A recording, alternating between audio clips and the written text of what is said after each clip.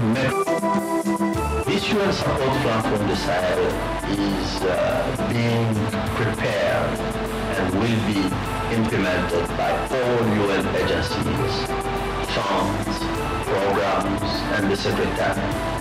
It is led at the level of the continent by the United Nations Office on for West Africa and the Sahel, under the leadership of Dr. Chambers, and the United Nations Development Group, which is made of Director General of UN funded programs based in Dakar. It also involved the Secretariat, like the Economic Commission for Africa, that is represented in West Africa, our office based in Niamey.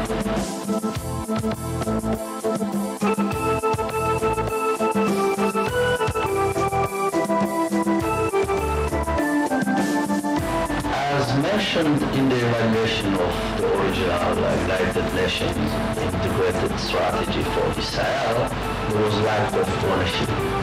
So when the UN started working on the UN support plan for the Sahel, we made sure that at every stage we are actually involving member states.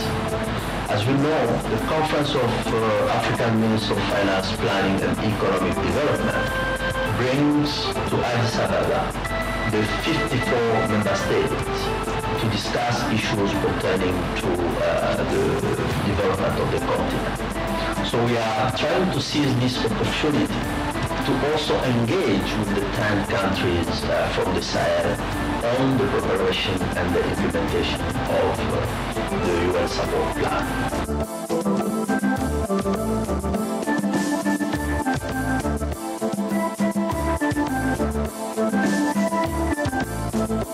We expected to have the 10 countries from the Sahel have a better understanding of what we are planning to do, how we are going to scale up our intervention as the UN in support of countries of the Sahel.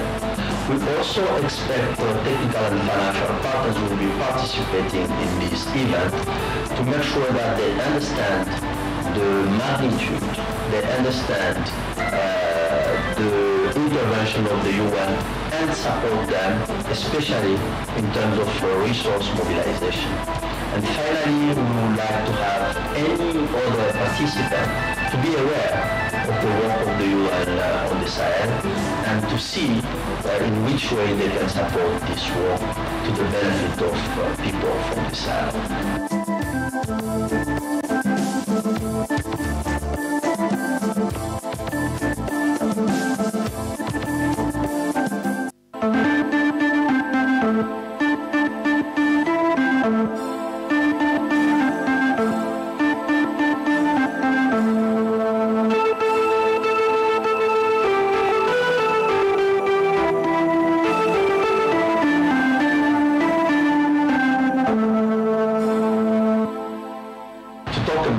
Support plan on the Sahel, I would like to go back to the fact that the countries from the Sahel, as any other countries in the region and on the continent, are facing some structural problems that we know: lack of diversification, lack of transformation, unemployment, youth unemployment.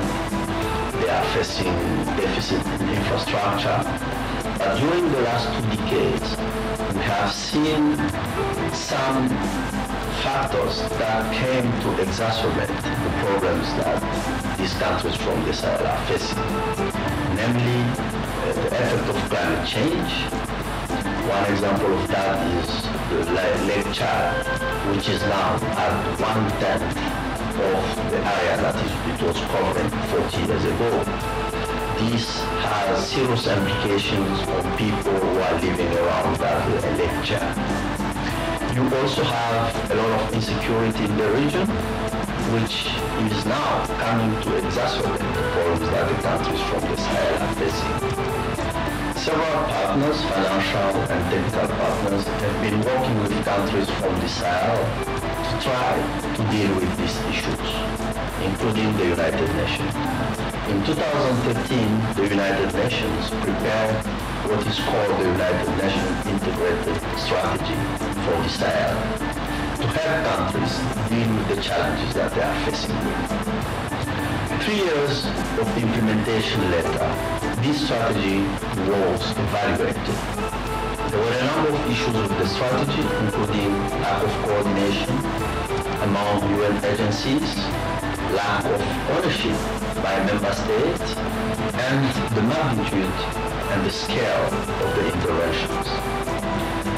That is why the United Nations has started during the last year working on the UN support plan. UN support plan because this is supposed to come and support countries to deal with the challenges that they are facing, putting countries themselves in the driving seat. This plan is supposed to recalibrate the original strategy. It is supposed to scale up the intervention. And third, it is supposed to make sure that countries are in the driver's seat.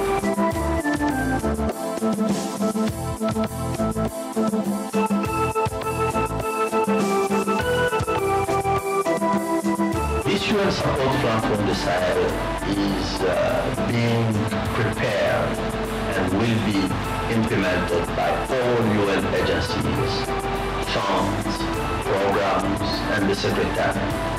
It is led at the level of the continent by the United Nations Office on for West Africa and the Sahel, under the leadership of Dr. Chambers, and the United Nations Development Group, which is made of Director General of UN funded programs based in Dakar. It also involves the Secretariat, like the Economic Commission for Africa, that represents in West Africa, our office based in Yemen.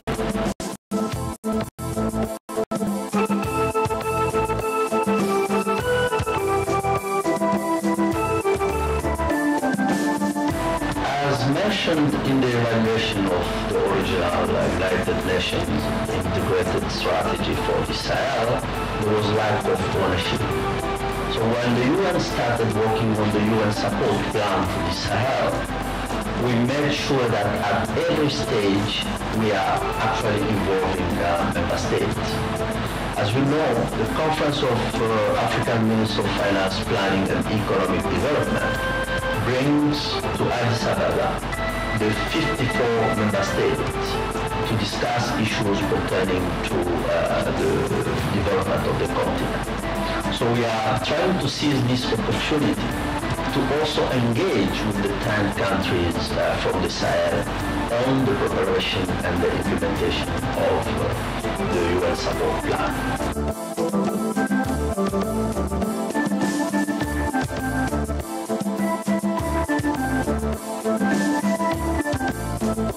We expected to have the 10 countries from the Sahel have a better understanding of what we are planning to do, how we are going to scale up our intervention as the UN in support of countries of the Sahel.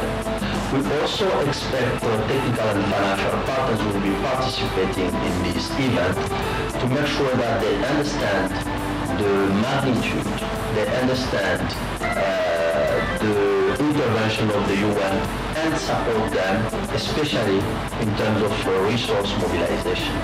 And finally, we would like to have any other participant to be aware of the work of the UN on the Sahel and to see in which way they can support this work to the benefit of people from the Sahel.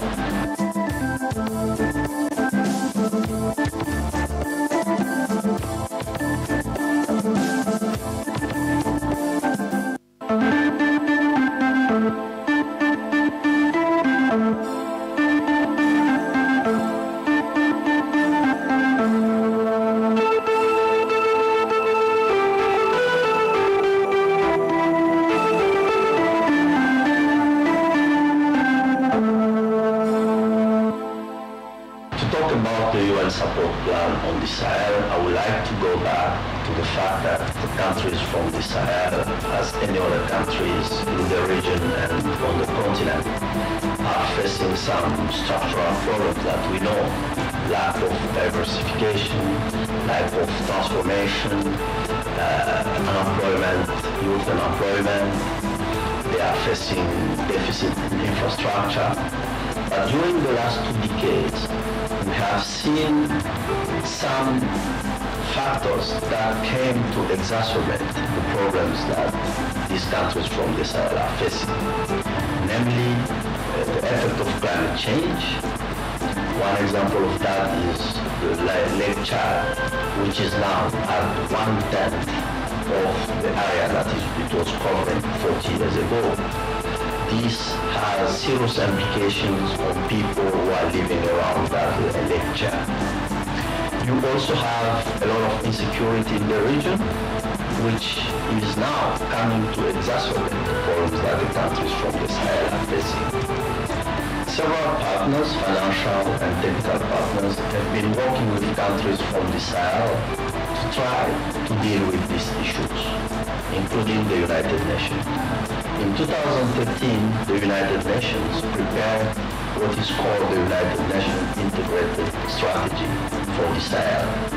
To help countries, issues with the strategy, including lack of coordination among UN agencies, lack of ownership by member states, and the magnitude and the scale of the interventions. That is why the United Nations has started during the last year working on the UN support plan. UN support plan because this is supposed to come and support countries to deal with the challenges that they are facing, putting countries themselves in the driving seat. This plan is supposed to recalibrate the original strategy. It is supposed to scale up the intervention. And third, it is supposed to make sure that countries are in the driver's seat.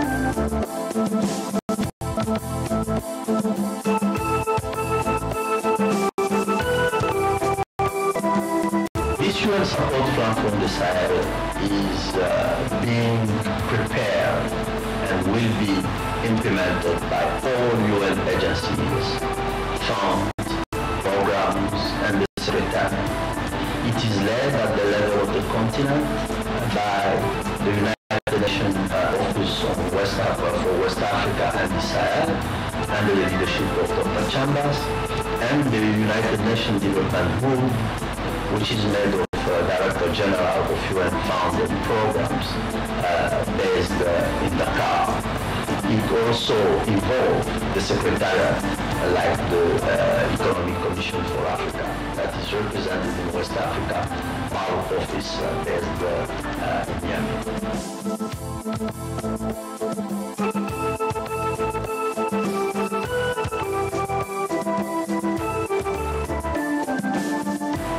As mentioned in the evaluation of the original United Nations Integrated Strategy for the Sahel, there was lack of ownership. So when the UN started working on the UN support plan for the Sahel, we made sure that at every stage we are actually involved.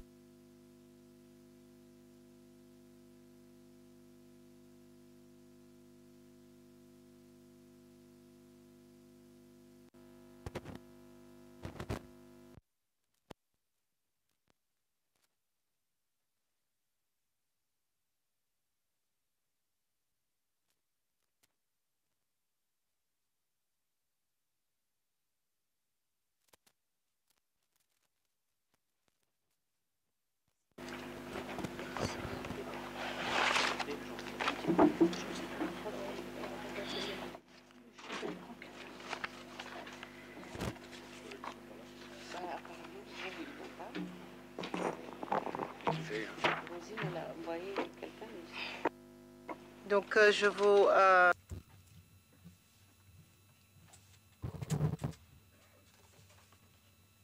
Étant donné qu'on a pris un peu de retard, je vais rentrer dans le vif du sujet. We'll go straight into the heart of the matter. Excellency, the Honorable Minister of Niger, and my sister, let me thank you for your presence here. Perhaps it took some effort for you to get here, so we are very grateful for your presence. Mrs. Vula Markan, the Niger Minister for Planning, and the head of the Group 5, Sahel Group 5, chair of the Ministerial Council of G5 Sahel.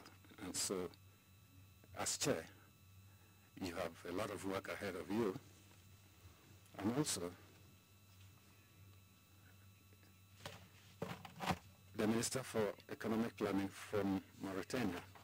I hear you've been here for some days now, but it's now that I'm seeing you, and this shows the importance that Mauritania and the President Abdelaziz is attaching to our work. Is not new, but today we're going to talk about this. The Times Sahel office, which is Mauritania, is doing a lot regarding the Sahel,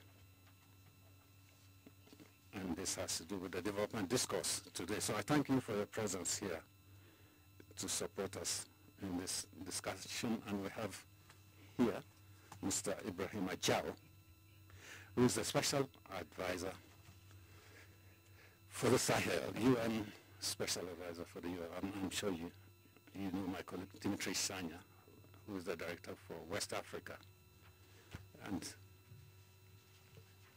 he's doing our work in Sahel for us. So why the Sahel?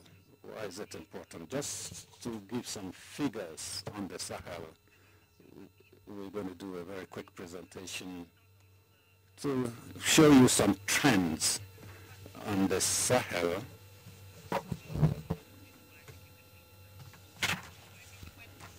Go one slide ahead. Oh no, that's good. Okay. Donc, le Sahel. So when we talk about the Sahel, even in the ECA, in the UN, we also wonder, what is the Sahel? And I just said G5 Sahel, but you're going to see on the list of the Sahel, we have 10 countries: Senegal, Gambia, Burkina Faso, Cameroon, Chad, Mali, Mauritania, Niger, and Nigeria. So you have G5 Sahel, then you have the group of 10, and then other groups. So if you take the wider Sahel, it's 160 million people and 5% of the sub-Saharan population. If we look at it as one country, it will be the third largest country in Africa after Nigeria. GDP, $170 billion. The GDP of the 10 Sahelian countries. It will be the fourth largest economy of Africa. So this is the reason we are talking about the Sahel, because if we look at it in terms of economics and production, this represents a critical mass for the economy of Africa.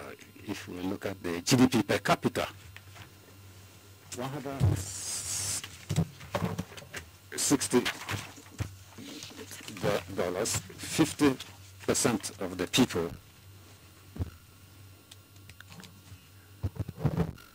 is below 15 years of age. So the future of the economy will be the fourth economy in the continent. And the future is still ahead of them because they are aged 15 years. So they are waiting to join the labor market. They're going to start looking for jobs. And they're going to start traveling. And we don't want them to go abroad. To continue the statistics, a third of the population have electricity, but 60% of the Sahelians have no electric power. 60%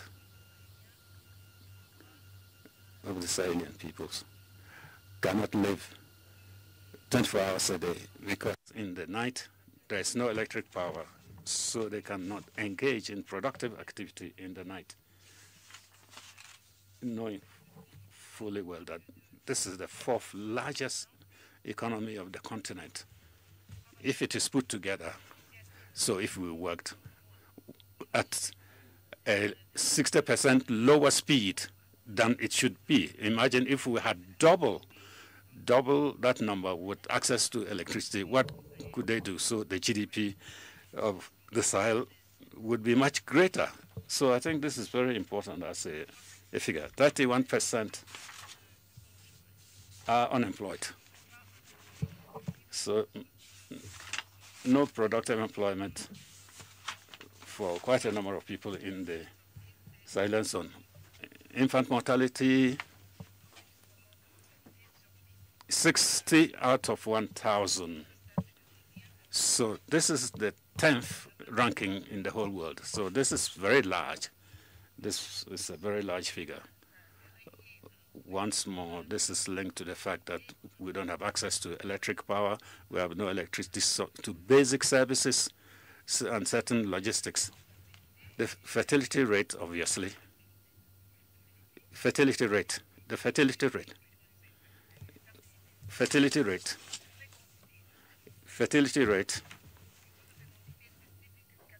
6.4%. So one of the highest fertility rates in the world. You remember we've just said that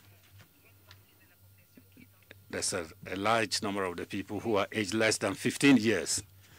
But we're also increasing the fertility rate because this region will be one of the regions with the highest population rates by the year 2030. So this is just to contextualize why we're talking about the Sahel. Because if you were asked why the Sahel, fourth largest economy, if we brought all the countries together, it would show that it's worth discussing this part of our continent, a continent which shares certain characteristics like access to energy, to electric power, 165 million people. We should be worried about the fate of the people in this part of our continent. Other more economic indicators in the Sahel. This was one of the regions, notwithstanding the climate changes, it is still one of the regions that have experienced rapid growth. So in the last 5 years, a growth rate that was higher than the growth rate of other regions of the continent, which shows that somewhere below the alarmist figures, the Sahel has some resilience, some potential that enables growth that sometimes surpasses that of other regions. And I think the Niger Development Plan talks about the resilience of the people of Niger. Niger is the Sahel in miniature. The Sahel is quite varied. Inequality is also, which is quite high in other parts of the continent, is rather low in the Sahel. Once more, even if the growth, which was high in the Sahel, is also an inclusive growth in the Sahel, unlike other parts of Africa where it's unequal. What can find is that those who are finishing school, the number is reducing. We have only 38% of youth. A large majority of the people, 50%, are below 15 years. So only 38% of the youth complete school, primary school. And the reason for this is that a lot of women and girls in the Sahelian zones do not have access to school. So 50% of the under 15-year-olds do not have access to education. Don't even talk about completing the school. So we know that if we put all the women in the Sahelian region to work, fourth largest economy in the continent, if the women could contribute all of them, can you imagine what the Sahel region could produce? So all the untapped potential, which hitherto has not been exploited. And a last point, is the political issue. We cannot talk about Sahel without talking somehow about politics and other areas of weakness, political conflicts and violence. The Sahel has had 5,000 incidents of political violence between 2012 and 2016, with about 34,000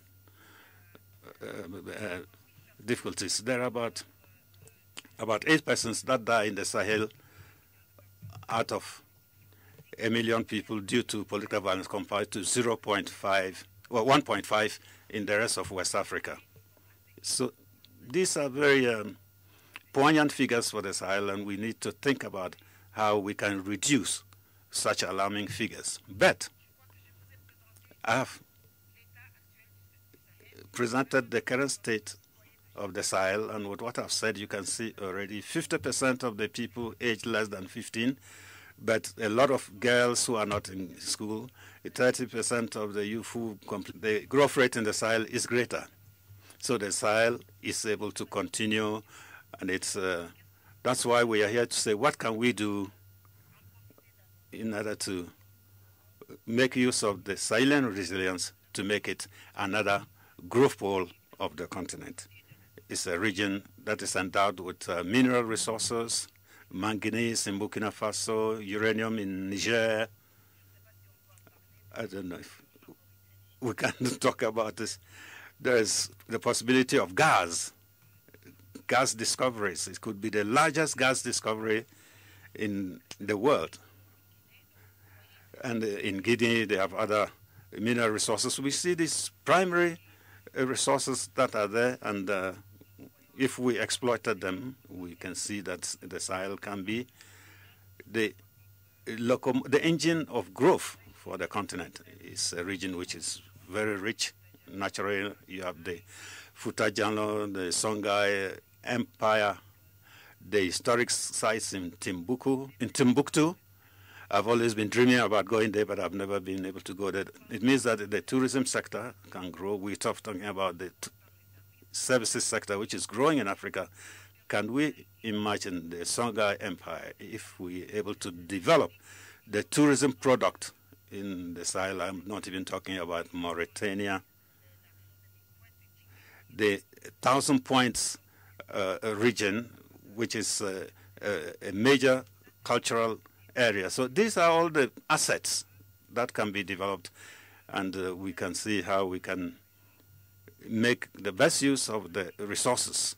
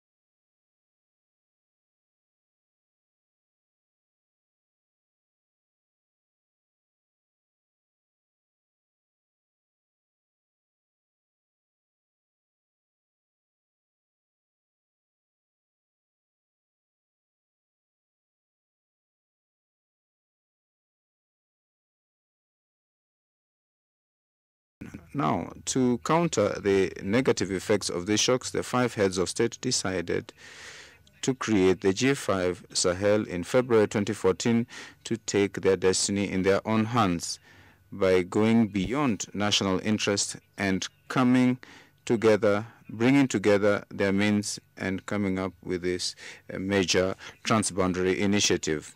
Convinced that there is a link between security and development, the G5 Sahel countries came up with a strategy for development and security so as to ensure peace, security, and development and sustainable development everywhere and for all. After having agreed on this strategy and also taking into account national strategies as well as those of partners, especially the UN, the G5 Sahel has come up with a priority investment program which is on 4 main pillars: defense and security, governance, infrastructure, and resilience and human development. Now, given these serious events and persuaded that security is first a Sahelo-Sahelian issue, the G5 Sahel states decided to deploy a 5,000 joint force.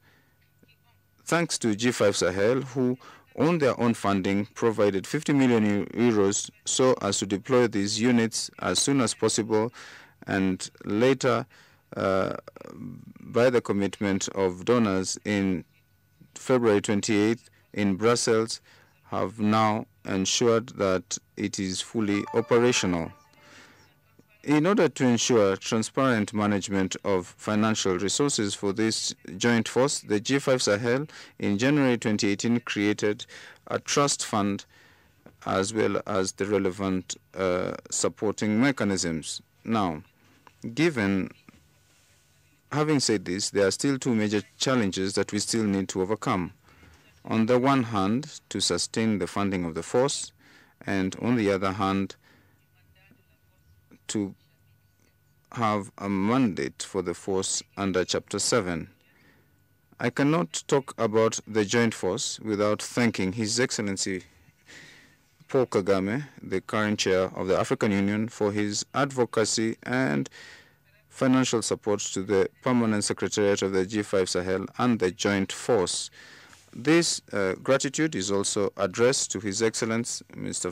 Musa Faki Mahamat, the chair of the African Union Commission, for his personal investment on behalf of the G5 Sahel on the signing of the memorandum on the support by AU for the operationalization of this permanent secretariat and the joint force.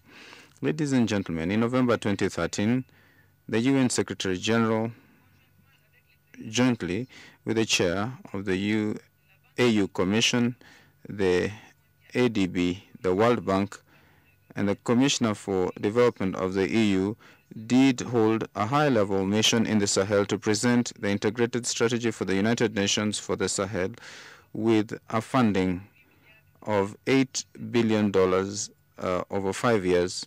From this mission, the ministerial coordination platform was set in place, and its main objective is to ensure coordination between different initiatives and strategies for the Sahel. 5 years after the approval of this strategy, look at what we can give as different guidelines. I am very glad to announce that during this period, G5 Sahel and the UN have already prepared a roadmap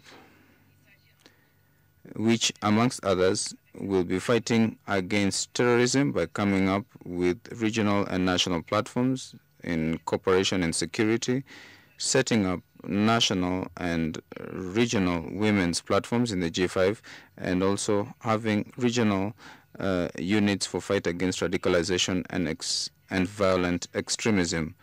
Today, the UN has been supporting the Permanent Secretariat in preparing the roundtable so as to fund the projects that are part of this priority investment program.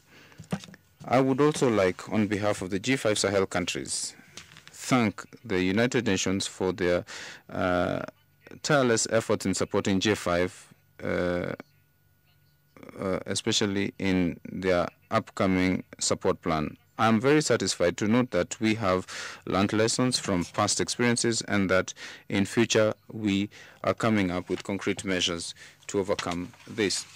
We have already noted that this support plan for the integrated UN plan has come up with very positive trends, such as the will of the United Nations to respond to the priorities of the Sahel and Saharan region so as to ensure consistency with the PIP. The objectives of this support plan are the same of the G5 strategic objectives as they are listed in the PIP, especially with regard to security, resilience, human development, as well as governance.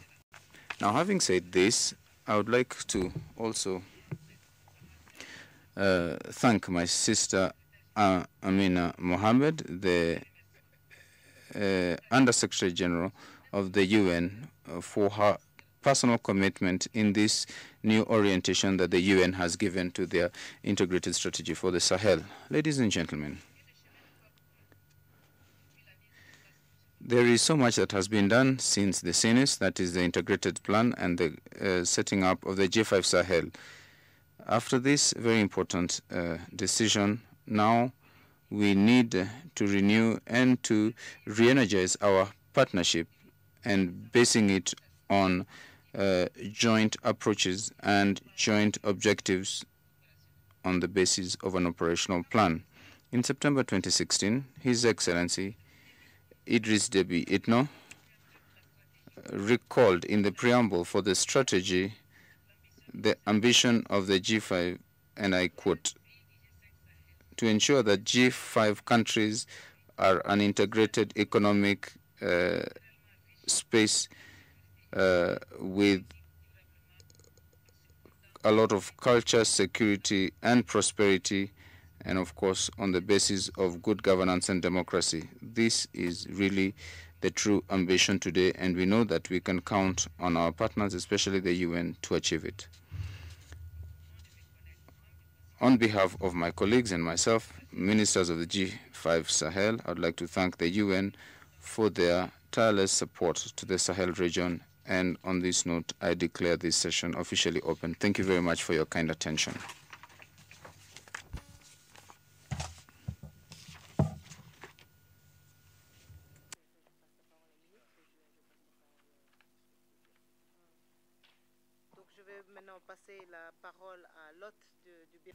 I will now give the floor to the host.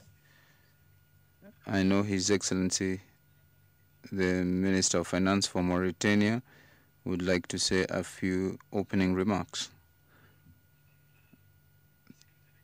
Thank you.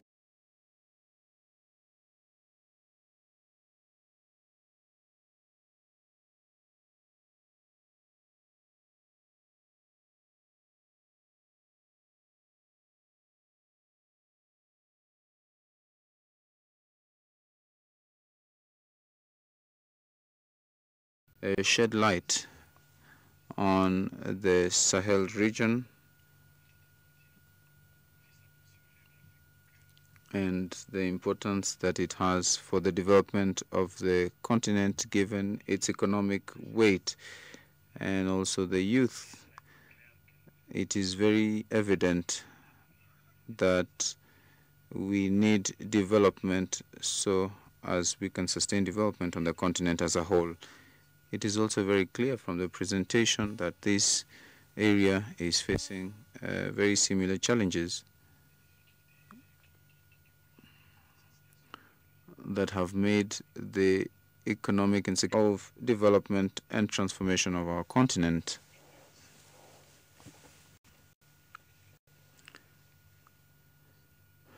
Now, focusing on the development of this area, including in this context, the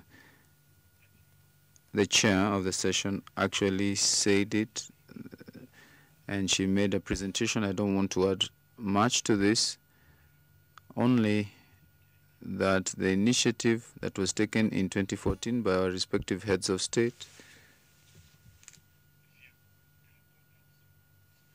is drawn from the understanding of what we are doing here today, and therefore we have put in place different initiatives so as we can take our destiny in our own hands, especially from a development and security perspective.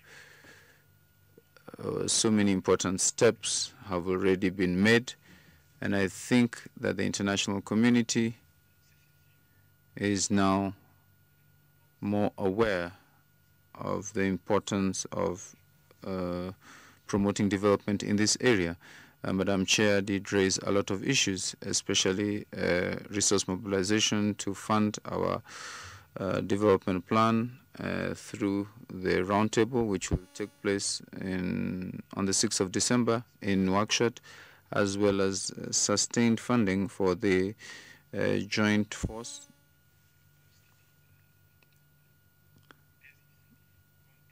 will be concrete measures that we can do to contribute to the Sahel region. The role of the ECA and the UN can only really be in support of these efforts. Thank you very much for your kind attention.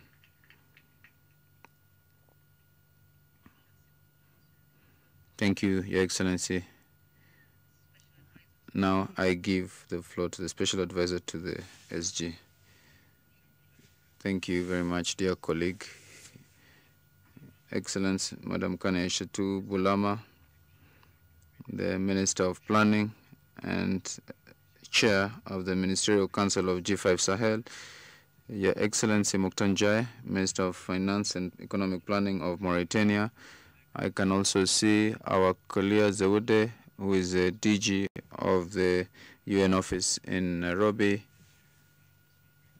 and of course Vera Sangwe, who is our host, who is really doing so well in organizing this conference. Excellencies, ladies and gentlemen, ambassadors, I will not make a speech and I will not repeat the statistics that were really brilliantly presented by Vera, who is an economist, and therefore I will pass on that. Maybe I will just give an overview of the contextual situation. If you search Sahel on Google, you'll only find issues: terrorism, conflict, famine, all that the international community would say is to say that this is just an area that is full of issues. Well, it is true. The Sahel region is facing quite a lot of challenges, and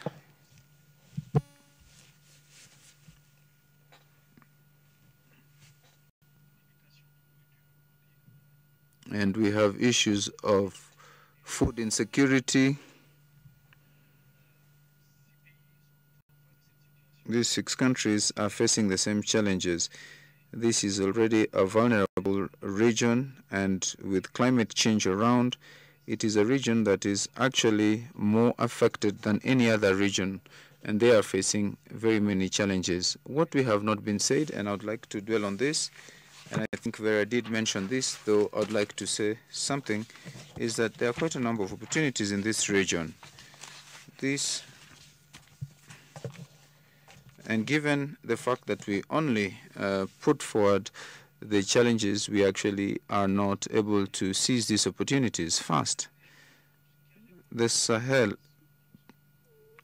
has the most highly populated coasts in terms of fishing. If you ask all the colleagues from Sierra Leone, or if you search this on Google, if you want to do the mapping of all the boats that are going through the Sahelian exclusive zone for fishing, given its geographical position between 2 currents, there is a lot of fish. The only problem is that the Sahelian countries do not get the fish from their region, especially given that there is no power. The Sahel has such a high level of pastoralism with so many opportunities for development, very high quality meat and organic as well as halal meat. And these are opportunities for development and for trade with the neighboring regions. And of course, we need to first solve the energy issue before we do that. The Sahel has so much land resources. I do travel a lot in Niger. If you drive from Niamey to Agadez, you'll realize that there is so much land mass. And this is a space that can actually be used.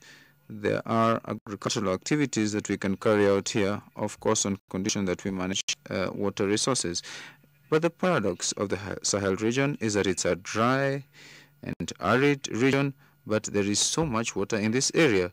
So the issue is, how would we better manage water, surface water, by building some dams? I think Burkina Faso is very well placed in that. We need to draw from the experiences in Burkina Faso that have been very conclusive.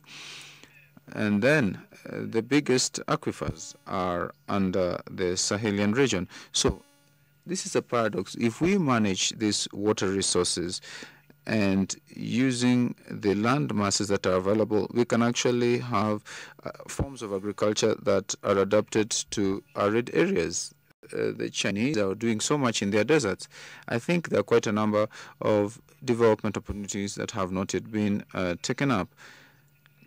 The Sahel is also a nexus of cultural cohesion. We talked about Timbuktu, we talked about the Songhai Empire, the Ghanaian Empire, the Malian empires. There is a lot of culture. These people really know each other very well. That is why economic integration was easier, because it had already happened before colonialization, and it was not able to break the integration of the peoples. And therefore, it is easier to move from Banjul to Lagos than it is to go from the north of Cameroon and the south of the DRC, because these cultures speak the same language, and these people were very integrated. And therefore, as I did say, this is very rich, culturally rich area. And I'm looking at my colleague. It is from the Gambian coast that the first person who crossed the Atlantic, it was the Emperor of Mali, that is Bakary Ter, who did this way before Christopher Columbus. He had already gone to Mecca with a lot of gold. The Sahel is actually a very well-endowed region, and we are not able to actually draw from this. We know that so many discoveries were made here, and then there are so many touristic opportunities. The world is looking for areas where we can rest without noise, without telephone and all that. It's only in Sahara that you can do that. So there's a lot of potential in tourism. We're tired now of sun basking by the beaches. Now we need some more cultural and traditional experiences where we can actually do some soul searching. The Sahel is very well endowed with the potential for energy. Vera said that 65% does not have access to electricity. Unfortunately, in some of the countries, it's up to 85%. However, the Sahel is endowed with so many opportunities. We can actually even produce energy at night with the heat that is collected by the sun. If you try and walk barefoot at 1 p.m., you will actually be burning. Well, there is so much wind in the continental or coastal areas. That is also a potential for energy generation. So in the short term, they can actually be producing its own renewable resources without even mentioning the natural gas resources that are in the region. They can actually produce enough energy for the world, but this would require a lot of investment. Now, this is also a very well-endowed region in terms of natural resources. Now, if we look at all these opportunities, energy, agriculture, pastoralism, fishing, the Mauritanians can actually know how much fish is fished off its coasts, and today so much is fished, and the Mauritanians do never get to know. I'm just giving an example of Mauritania because the minister is here, but this would be the case for Senegal and Gambians. So we can actually transform using energy and add value to our products and then reduce post-harvest losses. The people from from the Sahel region produce with so much difficulty, and it's unfortunate that they lose up to 40% of post-harvest resources. So we need to find a way of conserving these products and also to extend the life cycle of these products. I was telling President Yusufu, because I was very much shocked by this truck that was coming from Awa with the onions, and that broke down, and it is so much resources actually that were lost just because this truck broke down. This really traumatized me, and I really sought to see how we can help these people, because they have the best onions in the world, so that they can actually conserve and ensure that they get to the market. So I was just mentioning that this is an area of opportunities. Now, the UN has a lot of commitments. You will actually receive this document in French. It's currently being translated. We do have 5 main or core commitments as the UN. The first one is to give our own contribution as the UN. We have so many agencies. We have so many resources within us, including specialized agencies that are doing such a good job, humanitarian agencies, and also development agencies. So we will work closely with all UN bodies. The challenge is number 3, to support and ensure that we have consistency between the UN system itself, rather, because there are so many agencies working together, but also to ensure consistency with other stakeholders. Ladies and gentlemen, there are currently 19 strategies in place. In some of the cases, they are consistent, but sometimes the several interventions do not interact, and therefore there's a lot of losses and redundancies. In terms of the support plans, is to ensure inclusive and effective governance. Secondly, to work on cross-border threats, because that's where we have security issues and illicit trade and so many challenges. Each country will work internally, and then we'll work together as UN agencies. We'll need to really work on those cross-border issues. For example, these issues of integrated water resource management, managing resilience. There is a lot of resilience, but we need to strengthen this, especially due to shocks from the climate change and all this food insecurity. And then we need to ensure equitable growth that will improve livelihoods. Without development, we can ensure stability, peace, but the people of the Sahel will still be hungry. So we also need to work on this. And of course, to ensure that we do involve the youth. We identified priority areas. These are 6. I will skip some of them. Simply to say that all the UN agencies will work on these 6 priority areas, and we hope that the 18 other strategies in place will also recognize the commonalities, because we are very aligned to the G5, and the objectives are also quite close, but we need to take this beyond the G5. Now, some prerequisites. The first one is to ensure very good coordination, and secondly, is to mobilize resources and investments. You talked about the priority investment plan. We need to mobilize investments beyond development aid. Development aid is very key. It's not there for development. It's just some assistance, and this needs to be complemented. Remittances from Sahelians living abroad are actually more than development aid, and we need to complement this with more investments from Sahelians and other private investors.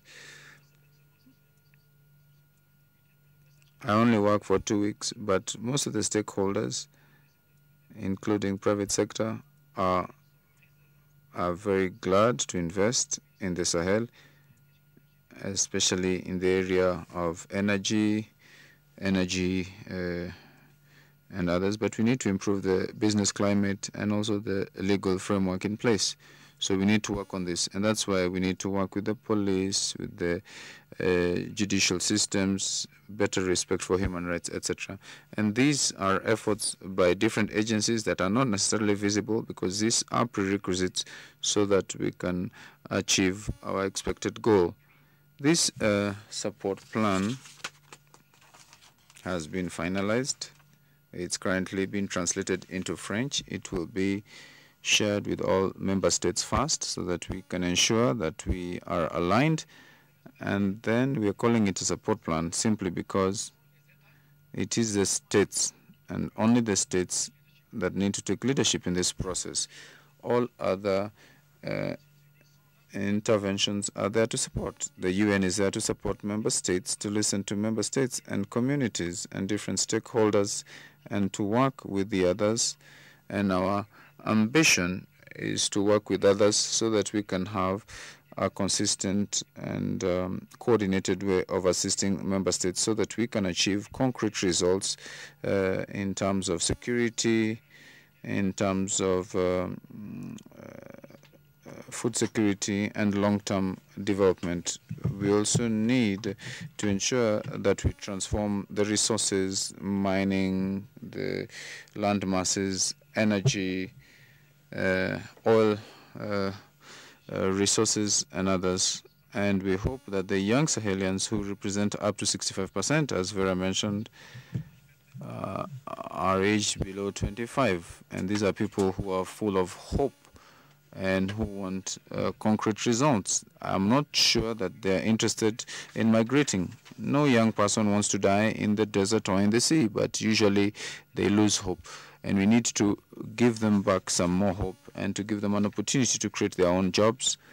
And therefore, there is so much that the UN will do beyond the implementation of the project, so that together we can actually change the narrative on the Sahel. Currently, we have a very negative message, but we need to really ensure that we make the best of it. Thank you very much. Thank you very much. The two countries that we have represented here, 10 for the improvement of business climate, the two most improved. So these two countries are most interested in private investment. So I give the floor to Mr. Dimitri Sanya. You have the floor, please.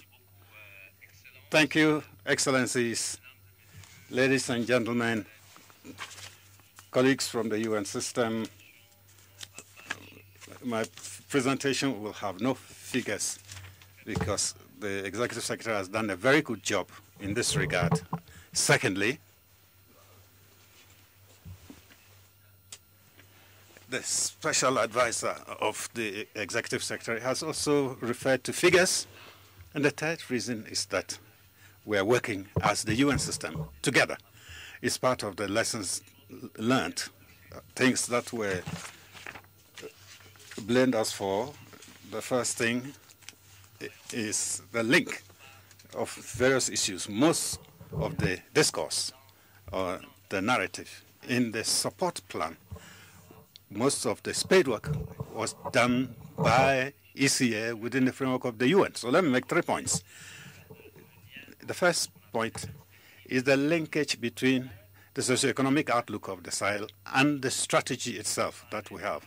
So very quickly, I'll talk about the strategy. Then I'll say a few words about what we are doing within the framework of that study, and then emphasize the next stages.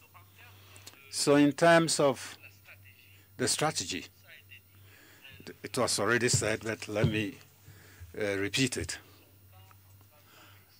Here, we are not talking about a new strategy for a very simple reason. The strategy that was prepared in 2013 was based on a number of observations, analyses, the challenges, the potential of the Sahelian countries have not changed, so that study remains relevant. Secondly, given the magnitude of the problems that we face, the issue of increasing the magnitude of operations or interventions, thereof, we can look at the strategy that we've had since 2013 to see how we can do better, like scaling up. Scaling up. Thirdly, once more, I'm just repeating this. This is a support plan. As a plan to support the efforts of member countries, because it's clear from us in the UN system that we cannot replace member states. All that we can do is to support them, to help them, to use our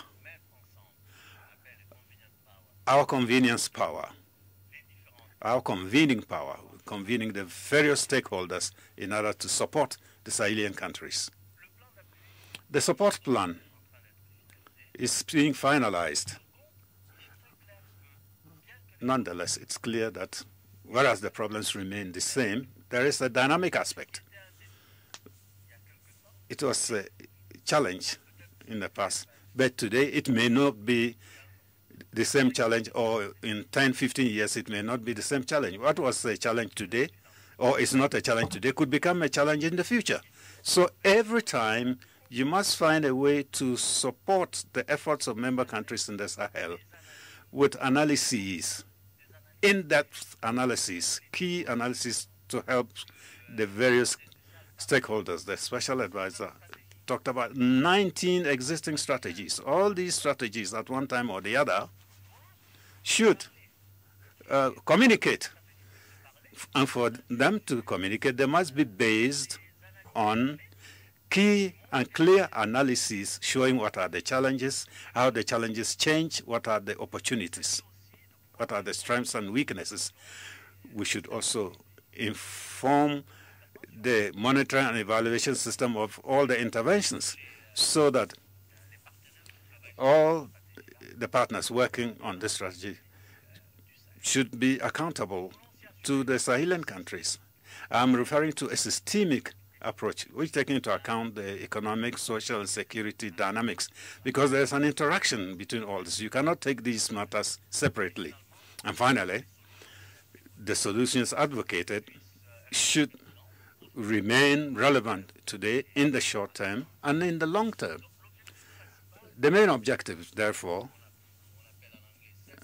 of STEPS, S-T-E-P-S, is to identify, explore potential problems or challenges justifying that we are pushing ahead, and this has been done while we are paying so much attention to the Sahel. The Sahelian countries are facing structural problems similar to nearly all the African countries, but these problems in the Sahel are more acute for certain reasons. So we have to pay special attention.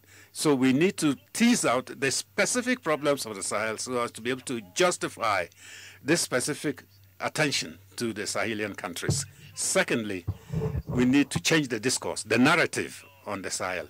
Apart from Google, even we ourselves, amongst us, people from the Sahelian region, we tend to emphasize the negative or the problematic, whereas we are in a region which has enormous potential on which we think we can indeed base ourselves to help the Sahelian countries face up to the challenges of the present and the future. So we've designed this work in two stages. The first stage is the diagnostic analysis in order to support, confirm, or invalidate some of the assumptions of 2013 in order to prepare the integrated UN plan for the Sahel. There are a lot of analyses that were done. We can make them available to the various stakeholders, but we group them in three headings. The first, we'll talk about the historical context and the in-depth causes of the conflict. And here I'll draw your attention to phenomenal work done by the ECA on 7 out of the 10 Sahelian countries. There are in-depth studies on the profound causes, the deep-rooted causes of conflict. We have the pleasure of having Niger here, who received us, hosted us, in order to have a high-level dialogue headed by the Prime Minister of Niger, where we had representatives from other Sahelian countries, not just government representatives. We had civil society, we had universities, we had academics, we had young people, we had traditional leaders. In the case of Niger, they came from remote areas like Niger or areas of conflict. They came to enrich. The 7 studies that we did on that country, it's a treasure trove of data, of information for anybody who wants to develop a plan to help the Sahelian countries. One can always make use of these studies. Secondly, we're going to talk about the determinants of growth, vulnerability, and instability. Here again, we'll talk about a number of issues that we've met. The Sahelian regions, notwithstanding all the problems, they have a growth rate which is higher than the African average, which means that there is something there. If we were able to tease it out, not only the Sahel could benefit from it, but the ECOWAS and the rest of Africa could benefit from it. So this is the kind of studies that we want to do a more thorough study of in ECA and in the wider UN system. And chapter 3, or the heading number 3, we will want to emphasize what we've identified as potential, what we could do to help the Sahelian countries to face up to current and future challenges. And the second part is a prospective analysis, future thinking. We're talking about the Sahel today. The problems of the Sahel today could change. So we need to project it into the future. Of course, in a reasonable time frame, and see what are the aspirations of Sahelians. How do they see themselves in the future? And thereof, we can sequence the various activities as part of our prospective studies. And this will inform all those who are developing plans today, those who are developing plans 2022, but we don't know whether all the problems are resolved. There will be new plans, and these new plans could make the best use of this prospective analysis. A preliminary analysis that we've done so far for this first diagnostic part, it's clear. It's the message which the special advisor to the UN Secretary General has already given here. The Sahelian countries face structural problems like any other African countries, but the challenges there have been exacerbated by a number of phenomena. Climate change, violent extremism, and various other problems. But there is enormous problems. But there's potential. There are natural resources. But I think the greatest potential of the Sahel is the resilience of the people of the Sahel. Yes, we have a fertility rate that is high. We have a high population growth rate. Some consider this as a problem, but others can consider it as an advantage, as an asset. If we invest in health, if we invest in education, this could be the locomotive for the growth that we're looking for. In a nutshell, we're saying that it's quite fine to talk about the challenges faced by the Sahel, but we should also talk about the potential of the Sahel. As future studies, we had workshops where we brought together all the UN programs, conclusions, what have you, at the request of the UN Under Secretary General. We worked together. It was an enormous, enormous job to bring this treasure trove of data, of information from various programs, funds, put it together in order to come out with this document. So we are finalizing the document, which we will submit to the UN Under Secretary General, who will be free to share it to whoever he or she wishes. Now the second part, prospective analysis. The UNDP in 2014 had already launched the idea of a prospective analysis for the whole of West Africa. There were some groundwork documents that were there, so we could base ourselves on them. But we expect to have finalized the prospective analysis between now and November 2018 and make it available to the various stakeholders. So what do we want from partners, countries? We want political support at the outset, because this is not just a UN matter. It's a country-wide effort. We are going to support them, so we will need political support from member countries. We're going to start by the training of 2 representatives for each Sahelian country. This training ended in Dakar at our institute called IDEP, and we want them to be the ones who will be leading, driving this process at country level, and we will be supporting them. We also want the other technical and financial partners to help us to work together on this important topic for our continent. Thank you very much for your kind attention.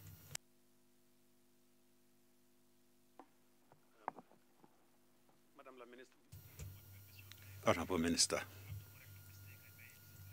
I just saw our sister, Beyonce Ganawas, who is Under Secretary General of the United Nations and Secretary General's Special Advisor on Africa. Thank you for joining us. Obviously, the Sahel is yours. It's a big chunk of the African, the 4th economy in Africa. And I just wanted to correct that small oversight. Thank you very much for joining. And I'm sure I have also made a similar mistake with many of you distinguished. If you stand, you have to introduce everybody. But I just wanted to correct that because she came specially from New York, and thank you for joining us.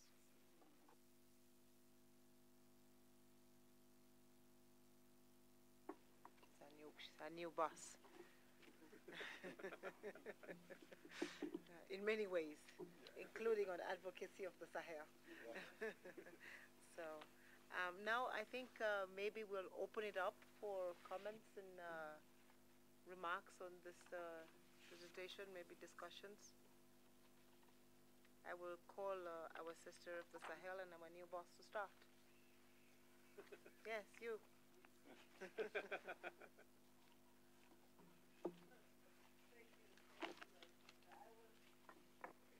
I will wait for you in New York. You see, we reduce the size of the panel. Thank you very much, and may I recognize the presence of our ministers, ambassador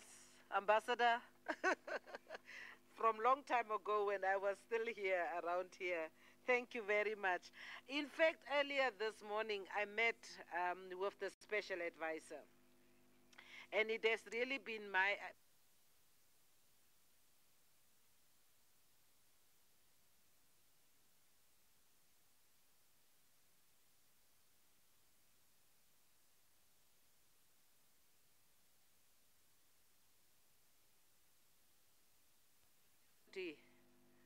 for Africa to show that we can rewrite the African narrative.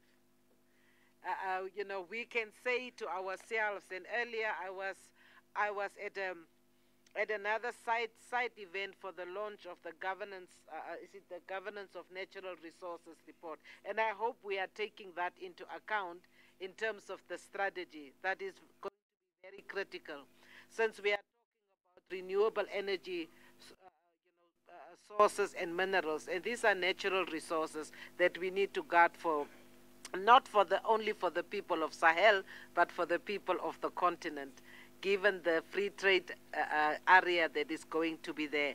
But also just to really say, OSA would really want to be part of this very exciting approach to integrated work. And you can definitely count on me, honorable ministers, special advisor, and my sister, that we are definitely part of the process, and we will make sure that people know about this initiative in the course of the UN and beyond. So you have my assurance. Thank you very much. Thank you.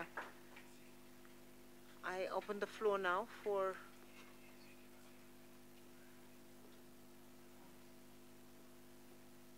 comments. The floor is open now for comments, questions.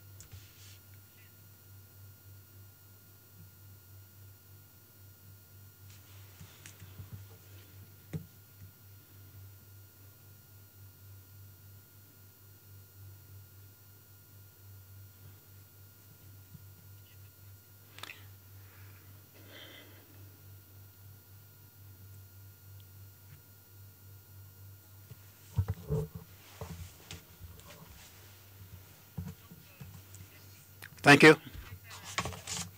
I'd like to make a few comments about the figures, the key statistics as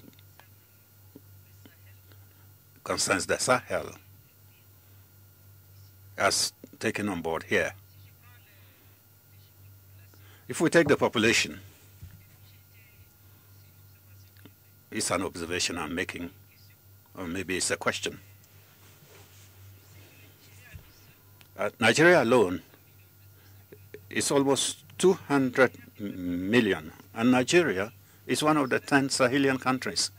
So it means the Sahelian region, including Nigeria, will be a lot higher. Second comment in regards to Nigeria again.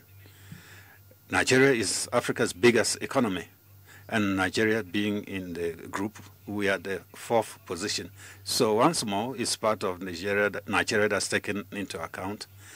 So we could be a top economy, because I looked at the map of Nigeria. It's completely taken on board as Sahel and Cameroon. And Cameroon is a major economy also. So maybe in terms of mapping, when we talk about Nigeria and Cameroon being among the Sahelian countries, we should state that we are thinking about the northern half of Nigeria and Cameroon that are part of the Sahel. Those parts that are more affected by the security of development, the part of the north of Cameroon and Nigeria.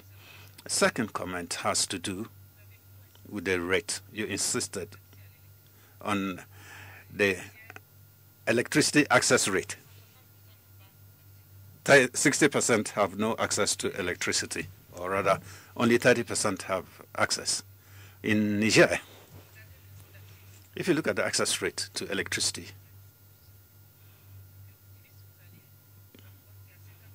you will see the figure is 50%, so you will be more optimistic. But this hides a certain disparity, inequality. And it is this disparity that we have to take into account. And that is where all the problems of developmental security come up. And that's where the renewable energy project should be taken on board, just like the lady who spoke earlier on. Niger, where 50% of our people with access to electricity, 12% access to electricity, but 50% in the urban areas, but 1% in the rural areas, sorry.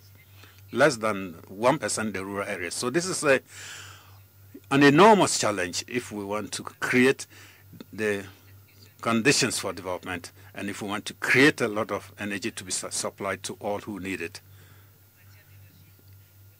and especially regarding renewable energy. We have a lot of sun, so we should be able to make use of it. And we've opened up to the private sector when it comes to energy production in our country.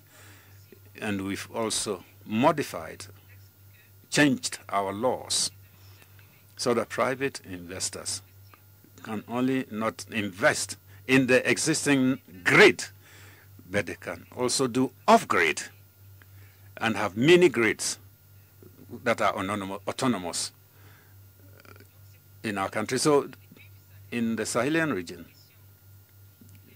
the issue of energy is key, and also water supply. You cannot promote agriculture if you do not control water supply. An expert in meteorology told one of our sisters, do you know, in the Sahel, where you are, it rains as much as in Paris, cumulatively. We have the same amount of water, but we in the Sahel have it in 2 months, but in Paris they have the rain throughout the year, but the quantity is the same. So if we create the conditions to master our water supply, we can do major things. We can achieve a lot. So I'm happy to know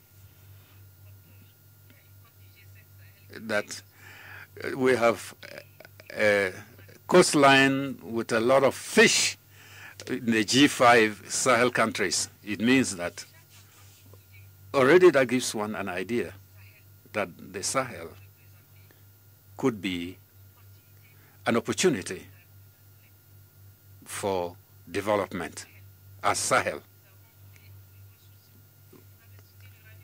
You mentioned uranium in Niger. For us in Niger, we are told we are the third world producer of uranium, but uranium is not our major strength. It's not our strongest suit. It's oil.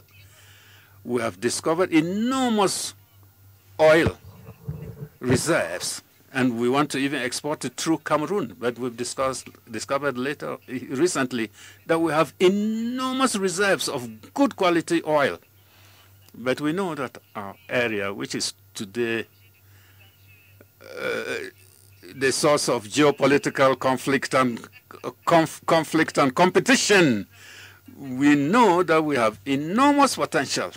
So our mineral resources, it's not only Niger for uranium. We have gold, we have oil, we have all the metals that are key for certain technologies. Lithium or something like that, it's very important. And I'm sure it is the same vein from Mauritania to the rest of the Sahel. So the Sahelian zone region can be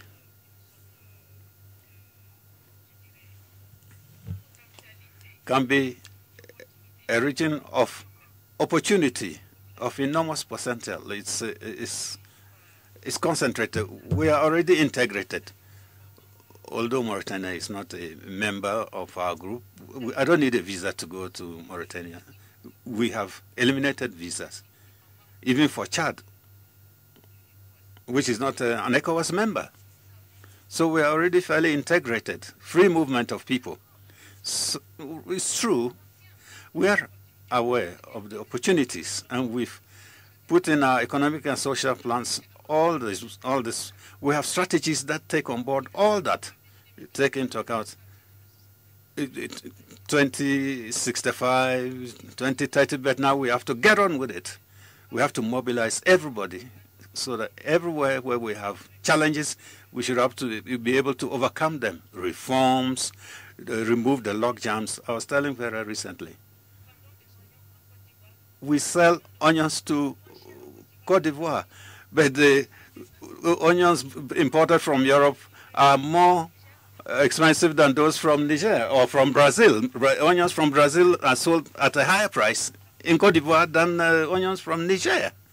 This is what prevents progress to make. And the fish from Mauritania, I like to get it in Mauritania.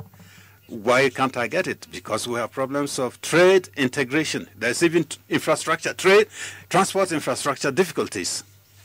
So we have all this in our sustainable development strategies.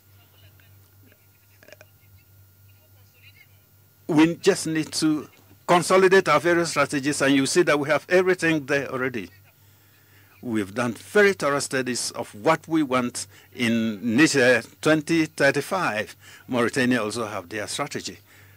Thereof, we know our potential, we know our opportunities, we know what assets we have, what strengths we have. Now we just need to organize and remove the constraints and mobilize the people for action. Thank you. Your Excellency, I thought you were to say something about fishing. What is Mauritania doing in this regard?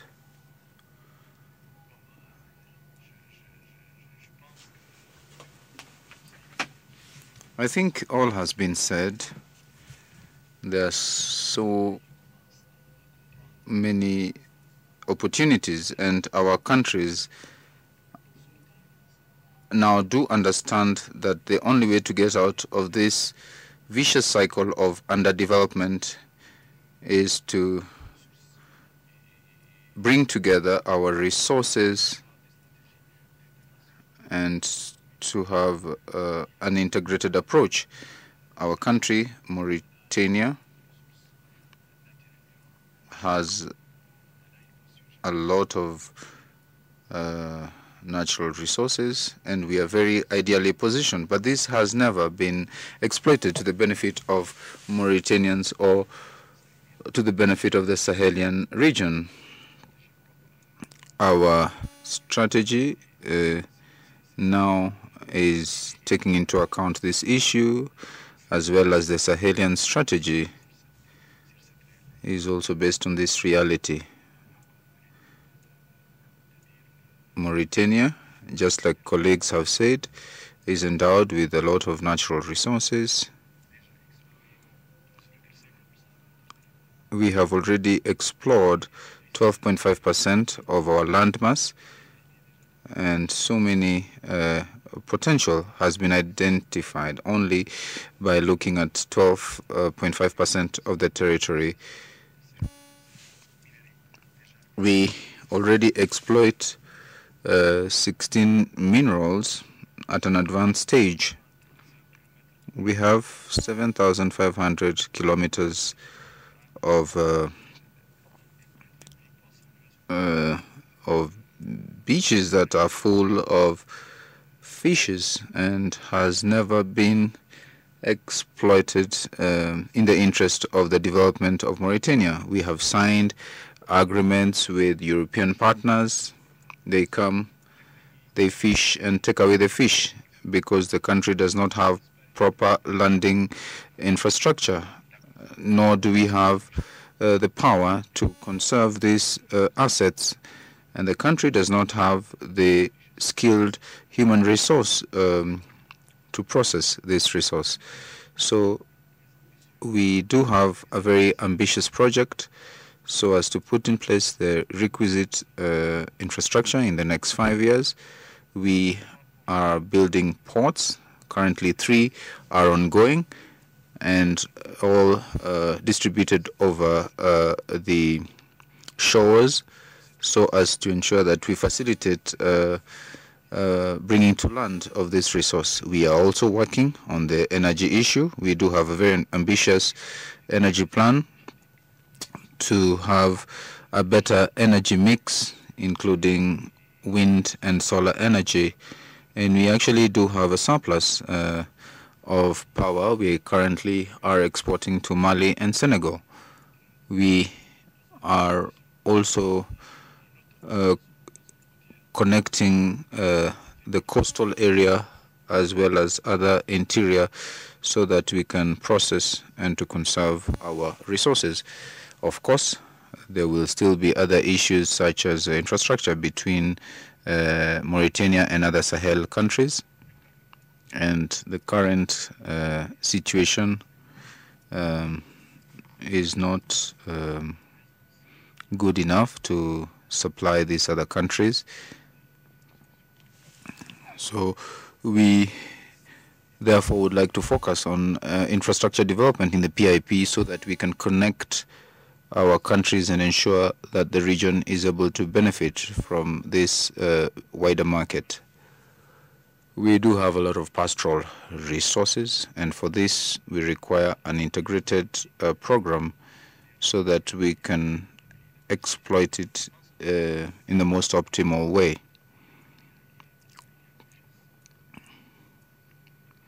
We also have agricultural resources.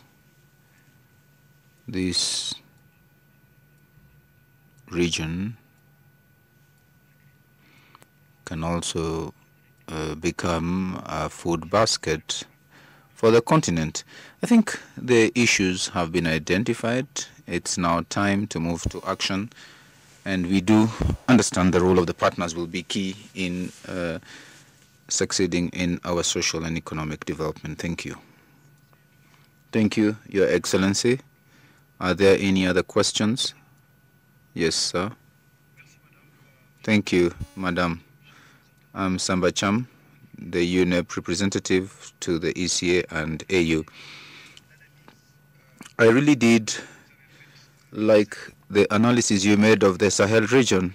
It is very similar to a document that was called the Sahel Beyond Headlines a few years ago. And this showed a region with a lot of potential. And I would like to add two. First, it is a region that has three water basins: Lake Chad, Lake Senegal, and River Niger basins. Secondly, my friend Dimitri spoke to the support of the government in terms of implementing development projects. I think there are three key pillars that UNEP can work on, especially in terms of natural resources. One, to harmonize policies, because there are a lot of policies, for example, access to water or managing water basins are not harmonized. We also need to promote experience sharing, because the Lake Senegal experience is something that we should share in other Sahelian countries and beyond. The other thing is in terms of management of natural resources and involving local populations, especially the youth and women, because we have realized that we have some inner conflicts that actually affect women and youth. And when we come up with these support strategies, we need to take into account women and youth involvement in these processes. Thank you. Thank you very much. Deborah. Thank you. Merci beaucoup. Je vais utiliser le français, peut-être. Thank you. Let me use French. It might be better. I was not sure whether I should take the floor so as not to give an overdose of what the UN is doing. But we can't remain neutral to such a subject. I also had an opportunity to get to know this region, Niger, Mali, when I was working for the AU. Actually, the OAU. Now, when we try to justify or to explain the issues, children at primary school do not understand. I was a special representative to the UN Secretary General in Central African Republic, and I'm wondering why this country is in this situation. There is only one thing that is very important, is that we need to change, or rather to shift the paradigm. we should not look at this as conflicts on the basis of security. People only come to fund projects in their interest. Actually, we need to give hope to the youth. We really need to solve the issues that led to the conflict. And I think we have gotten to a point where partners are not interested in funding some of these Regalian institutes that should actually solve these problems. I personally am convinced that what we do with the UN, especially with the UN Secretary General, I think it's very important. And our sister, the ES, has actually very well explained this issue. We really need to take this on. High Excellency the Minister, you talked about prices and wasted water resources. And when I was the ambassador of my country to Tunisia, we really did see very good techniques of water retention, and each drop is very important. The expertise, we do have it. Even from a security perspective, we do have very good operational systems. However, there is some conflict, and then after that, we actually do not have the stability we require. So I'm very glad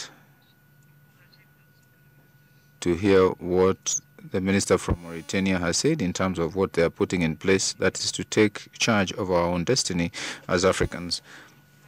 And then this is what we should really highlight. The security approach is not longer enough. And further, we have seen so many cases in some of the regions where billions have been spilled, but nothing has happened. In fact, they have regressed, and the populations did not benefit. So it is not in funding armies or other initiatives. We need to shift from this security approach to solving our issues. I do hope sincerely that the case of Sahel will be a very good example to the rest of the continent. Thank you.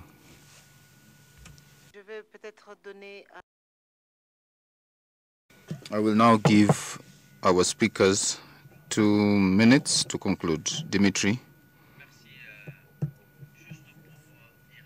Thank you. Simply to say that we have taken note of the comments made by different speakers, and in terms of data,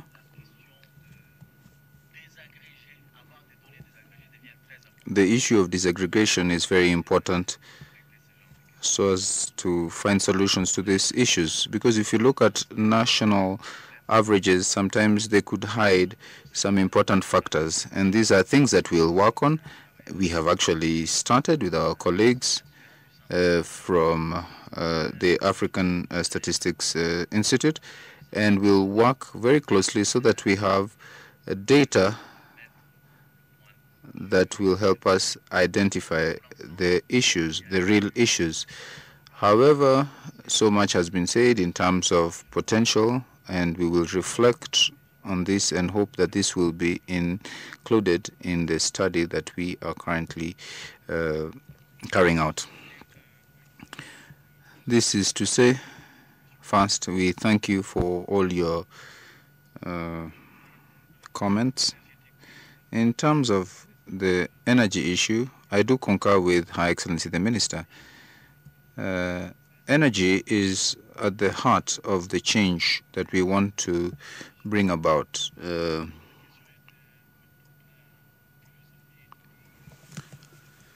commitment should be that we should exploit the available resources, and I think the Minister will be very glad, because if we do use solar energy, we'll actually reduce our costs in dollars, and what we just need to do is to ensure that we exploit our own resources, and this is very key. Of course, there is the issue of being connected to the grid. A lot of countries have improved connectivity to the grill. However, there's still a lot of blackouts. But beyond the cities, and I'm not talking about electricity here, I'm talking about energy for development, for agriculture, for fishing, for farming, for processing, etc. And this should be done in rural areas. So, of course, we talked about off-grid solutions that will also be key. And it is usually the marginalized populations that we need to invest in so that the youth work more in rural areas and they come up with their own processing solutions so that we avoid the rural-urban migration or migration to other parts of the continent or the world. The issue of women and youth is definitely very key to the UN strategy. It is so obvious that I did not mention it. The youth and the women are actually the key focus of our interventions. That is why one of the agencies that is really very involved is UN Women. When I was in Dakar, I realized that they are working very closely with FAO, with UNESCO, and also the Energy Department to come up with this climate smart agriculture program in the Sahel, which is targeting women so as to improve their productivity and also to ensure that they have access to land. Of course, without forgetting the youth, and the youth is because they are a majority, and we also need to ensure that we give them hope so that we avoid these migrations. Our colleagues from the IMO are also very involved, and you do understand why. Our ambition as a UN is to assist these vulnerable populations who sometimes find themselves under the hands of these human trafficking networks. And also we do have some very good examples of solutions. That is why the UN strategy is not only coming up with projects, but it will also involve advocacy and also to bring together different stakeholders and countries so as to find a solution. Because if we do not have peace and security in the Sahel, it will not be the case in Europe, in the US, or North Africa, or North. We have so many educated people. They are so well educated, and they do have Google Maps, so they are now traveling on a daily basis.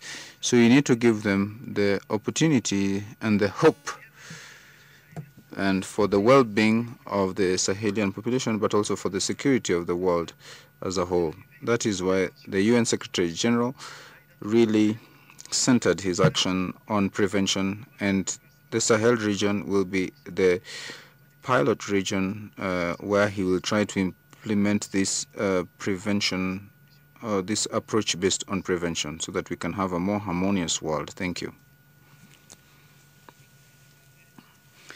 Yes, I would also like to say something. I wanted to respond to the issue of the security approach.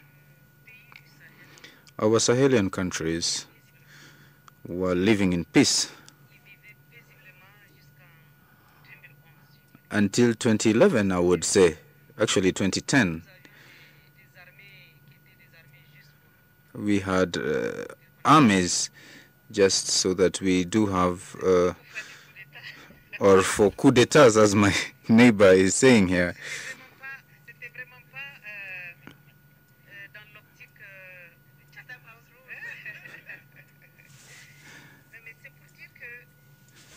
I'm simply saying that these security issues were imposed on us. We are suffering the consequences of a war that is not our war. What happened in Libya? African member states who are here, we did state in Ethiopia that we should not intervene in Libya. We but the resolution was actually adopted and the Libyan state disappeared. And we neighbors are now suffering the consequences. Let me give you an example from Niger.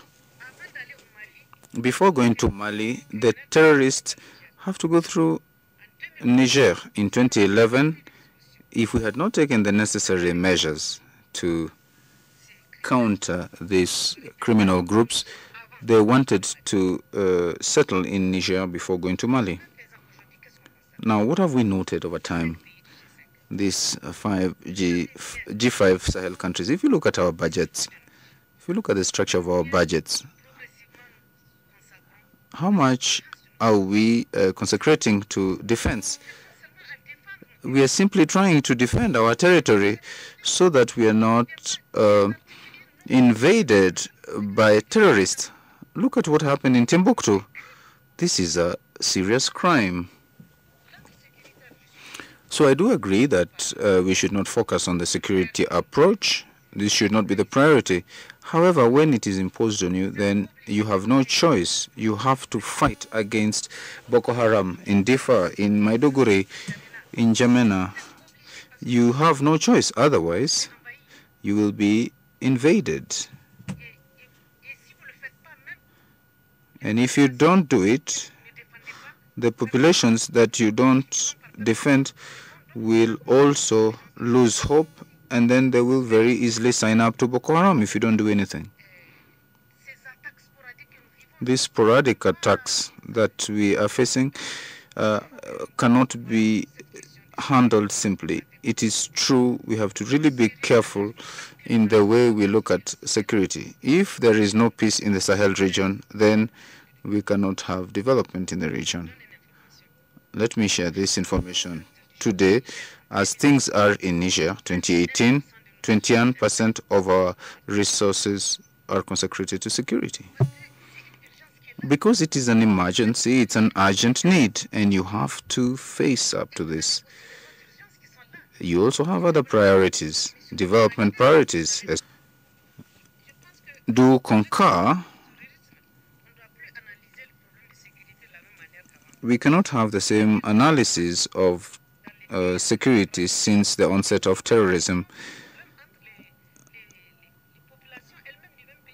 We do have sometimes conflict between groups within the country, but now we have so many kinds of invasions of criminal organizations, human trafficking groups, drug trafficking groups, and we have to fight against all this. And we are using our own resources because we are trying to defend and to secure our country. Now, doing this, we are contributing to the security of the world, actually. But unfortunately, we did not have to do this. We were living in peace. We were pastoralists. We were actually moving towards a proper integrated management of our water resources. And thank God we did have a roundtable, and all the funding that we had set aside for our programs, we actually got way beyond what we had asked for. So I just simply would like to urge you that we do have strategies and we need to mobilize the resources for the Sahel. And I'm speaking on behalf of the region so that we can fight these menaces. Today we are mobilizing partners to do as much as we can to accelerate development of renewable resources. In our development plan, we want to multiply by 10 the levels of access. We have 15,000 villages, and we hope that at least we'll have more than 2,000 villages that will be connected to the grid. And when we talk about connection to the grid, my dear Vera, it is also to provide energy, because we need to develop these value chains, the smaller ones, in the villages and in the rural areas, for the youth, for women. This is what we need to do. We actually have a very clear vision of what we'd like to achieve, However, we are suffering from external shocks that are distracting us from our objectives. We have raised 414 million euros, but this is just for 1 year. So what will we do after this year? The Sahelian countries will still find themselves suffering. That is why we are doing our best as G5 to work together. This is not just a security intervention, it's also a development, because we know that security and development are so correlated. You need development for security, but we also need security so that development can prosper. Thank you.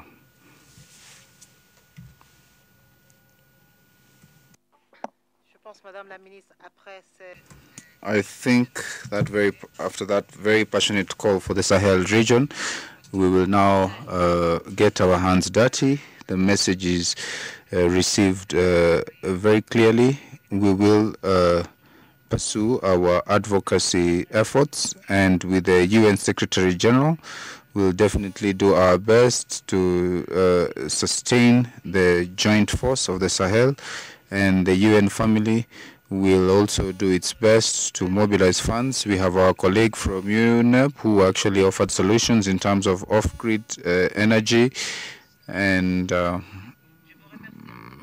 on this note, I thank you very much for having made it to be with us at this side event and to give us an idea of how we'll be working in future. We invite you for a coffee right down there, downstairs there, and then we can continue discussions on the Sahel. Thank you very much. J'ai dit que nous... Je savais.